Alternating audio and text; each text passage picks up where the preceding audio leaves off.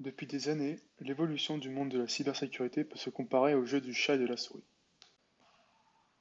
Tout d'abord, afin de se protéger des attaques visant à faire des injections de code, nous avons fait en sorte que la pile et le tas soient non exécutables.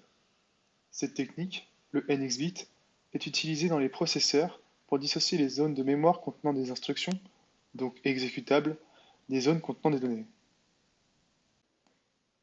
En réponse à ça, les attaquants ont découvert qu'ils pouvaient faire des attaques sans faire d'injection de code, mais juste en faisant des jumps vers l'ellipsée, et plus particulièrement en utilisant des commandes système déjà existantes. Pour se défendre contre ceci, nous avons décidé de cacher les adresses des codes de l'ellipsée ou de l'adresse de retour. Cette technique, l'ASLR, permet ainsi de placer de façon aléatoire les zones de données dans la mémoire virtuelle, comprenant la position du tas, de la pile et des bibliothèques. Cependant, les attaquants peuvent toujours chercher les adresses cachées sur les systèmes 32 bits en utilisant des techniques de brute force par exemple. Pour contrer ça, il est recommandé de ne pas utiliser tous les codes de la libc. C'est-à-dire que s'il y a un appel à une libc qui n'est pas nécessaire au bon fonctionnement du code, il ne faut pas l'include. On peut encore plus simplement utiliser du code fait soi-même. Malheureusement, même en faisant tout cela, il existe tout de même une technique qui permet de contourner toutes ces défenses. Le Return Oriented Programming, aussi appelé le ROP. Le ROP a été inventé par Hovav Shacham en 2007 dans un document académique. L'idée principale du ROP est qu'au lieu d'utiliser une fonction de la libc pour run notre code, on va concaténer des parties de code déjà existantes, appelées gadgets, pour le faire à la place. Les différentes étapes de cette attaque seront donc de tout d'abord trouver les gadgets appropriés, puis de les concaténer pour créer ce qu'on appelle la ROP chain. Les gadgets sont donc des groupes d'instructions qui terminent par un return, et la pile aura le rôle du code. En effet, le stack pointer agira comme une sorte de programme counter. Les différents gadgets utilisés seront appelés les uns après les autres à l'aide de l'instruction ret, d'où le fait que chaque gadget termine par un return, ce qui formera une sorte de chaîne en les différents gadgets. Enfin, les gadgets obtiendront leur argument à l'aide de l'instruction pop. Donc découvrons ça sur un exemple simple. En haut à droite, nous pouvons voir une séquence de code normale, c'est-à-dire de move5 dans le registre EDX. Et nous allons donc construire un gadget permettant de reproduire l'équivalent de cette séquence de code. Supposons que dans la partie texte de mon programme, j'ai la séquence de code pop.edx, suivie d'un return à l'adresse 0x17f. Maintenant, je peux mettre en place dans la pile ma séquence d'instructions où le stack pointer, ESP, pointe au début de ma séquence. Supposons aussi que l'instruction pointer est sur le point d'exécuter un return. Ainsi, nous débutons avec l'instruction pointer sur un return et le stack pointer sur l'adresse de notre gadget, soit 0x17f. Le return est exécuté, nous faisons donc aller à l'adresse de notre gadget. Maintenant, l'instruction pointer est sur l'instruction popEDX et le stack pointer est sur le 5. Ainsi, en exécutant ceci, nous allons donc pop 5 de la stack dans EDX.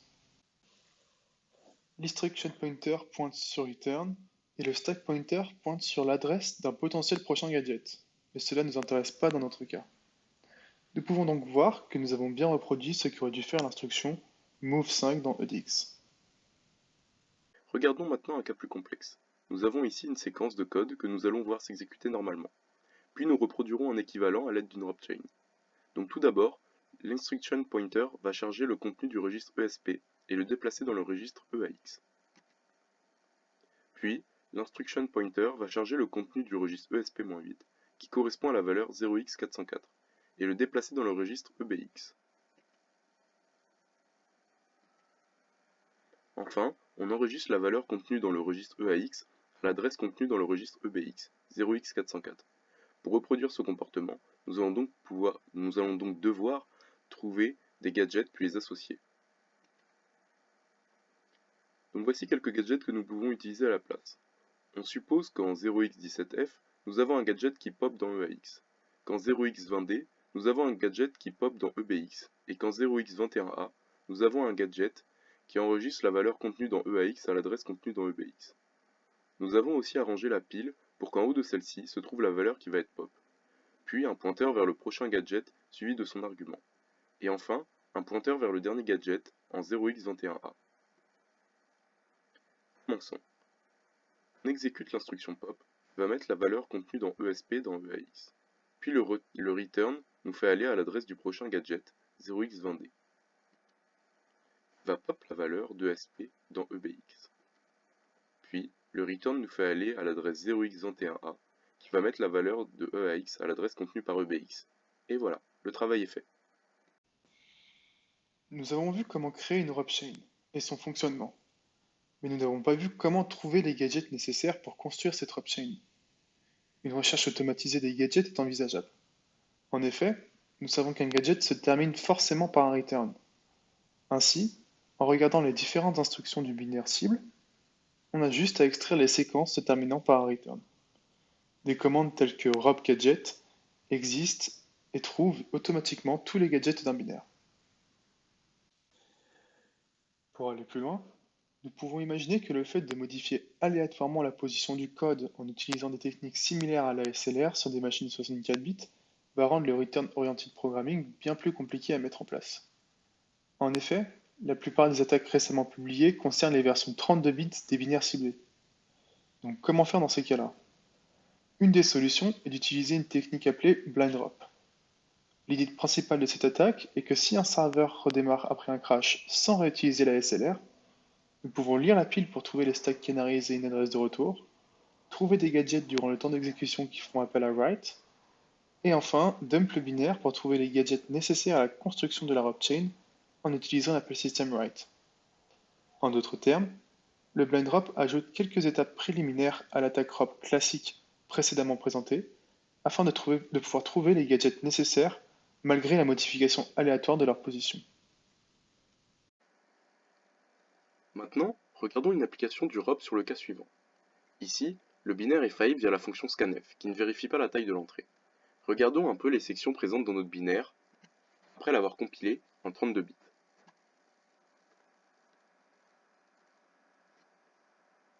Ici, on peut voir que les sections .init, .plt, .text et .fini ont le flag exécutable.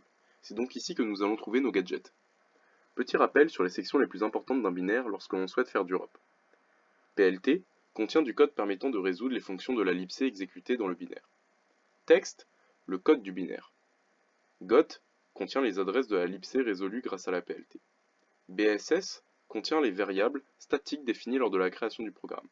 Et data qui contient les données variables étant définies lors de la création du programme, avec par exemple char test est égal à ma chaîne. Après ce bref rappel sur le rôle des sections, revoyons à quoi ressemble un gadget. Les gadgets ont la plupart du temps la forme suivante. Un nombre n d'instructions suivi d'un return. L'instruction ret en 32 bits est l'équivalent d'un pop EIP. On enlève 4 bits de la stack et on les met dans EIP. Le type de gadget le plus utilisé est le gadget pop. Il permet de mettre des chaînes de 4 bits non exécutables sur la stack, comme dans l'exemple suivant.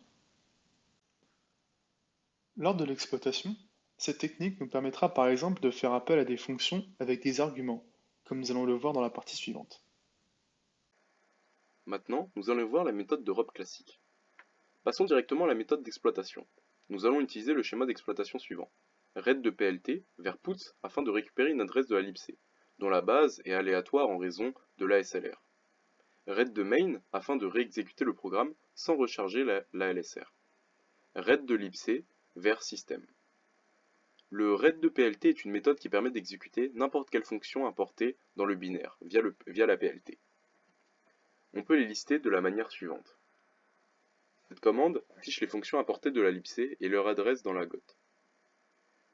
Dans notre schéma d'exploitation, nous avons parlé d'un read de PLT de puts. Le but d'un read de PLT est d'exécuter une fonction de la libc présente dans le binaire. Le modèle de rob chain pour faire un return to PLT est le suivant. Pop n gadget ret est un gadget contenant autant de pop que d'arguments voulus. Dans notre cas, un seul. En effet, la fonction puts prend un seul argument qui est un pointeur vers une chaîne. Si cet argument pointe sur une adresse de la libc, nous pouvons alors l'afficher et la récupérer. Dans notre étude des sections importantes, nous avons vu une section qui contient les adresses de la libc, la GOT. On peut donc en conclure qu'un pointeur sur l'adresse de scanf est disponible à l'adresse 0x804-975C. Une simple vérification sous GDB nous confirme que l'adresse de scanf est bien dans la GOT. Pour notre exploitation, il faut que notre début de RobChain exécute le code suivant. On récupère donc l'adresse référençant put dans la PLT, ici 0x8048-310. Il faut aussi lui envoyer un argument à l'aide d'un pop xxx ret. RobGadget permet d'extraire le gadget d'un binaire. On y trouve un gadget 0x080482f5 de point popebx ret, idéal pour notre exploitation. La deuxième partie du schéma indique l'utilisation d'un ret de main. Cela consiste tout simplement à mettre l'adresse du main du programme dans notre RobChain, afin que celui-ci se relance sans modifier l'ALSR. L'ALSR change à chaque démarrage du programme. Notre RobChain, pour leak l'adresse de scanf dans la libc, aura donc cette forme. On teste donc avec le script suivant que notre début de RobChain fonctionne. Le script retourne bien l'adresse de scanf et se relance tout seul. Cette bouille de caractères est en réalité l'adresse que nous venons de récupérer. Elle ne nous apparaît bien évidemment pas de façon à ce que nous puissions la lire à l'œil nu, mais notre script va s'en charger pour nous. Nous avons donc un leak de la libc, et plus précisément de la fonction scanf. Nous arrivons donc à notre dernière partie, faire un return to libc vers system. Actuellement, nous avons l'adresse de scanf dans la libc, mais pas celle de system. Heureusement, nous pouvons la calculer facilement car l'écart entre deux fonctions de la libc est toujours le même. Ainsi, scanf libc plus ou moins offset égale system libc. La librairie PwmTools permet de calculer l'offset de différence très facilement. Nous avons déjà notre gadget popret afin de mettre un argument sur la stack, ici /bin/sh. La chaîne /bin/sh est présente dans la libc ainsi que dans la variable shell de l'environnement du programme. Voici le calcul de l'adresse de /bin/sh avec pwntools. Notre nouvelle RobChain sera donc la concaténation de tout d'abord l'adresse système de notre libc, puis de l'adresse de notre gadget, et l'adresse de notre chaîne /bin/sh. On va donc résumer la méthode. On leak une adresse de la libc grâce à un ret de PLT de puts. Print to send marche aussi. On calcule l'adresse de système et de /bin/sh à partir de ce leak. Puis on fait un ret de libc vers système pour avoir un shell. Ensuite on teste notre script qui contient la RobChain complète. Et le résultat,